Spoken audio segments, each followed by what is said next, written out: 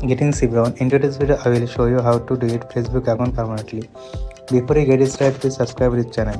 So first of all, open up Facebook app. After that, go to menu. Tap Add Gear to open settings and privacy. And then we need to get into account center. To do that, tap at right where it says see more in account center. Then tap Add personal details, account ownership and control, deactivation or deletion. Then select your Facebook account you would like to delete. Select delete account option and tap add container and continue again.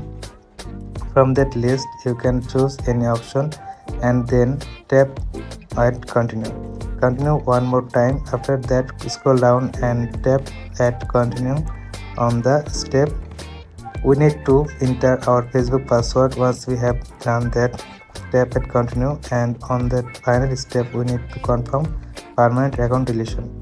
Once we tap at deleted account button, our account will be hidden from Facebook, including our page, our name, our media content such as photos and videos, and all of our posts and the content will be held for 30 days.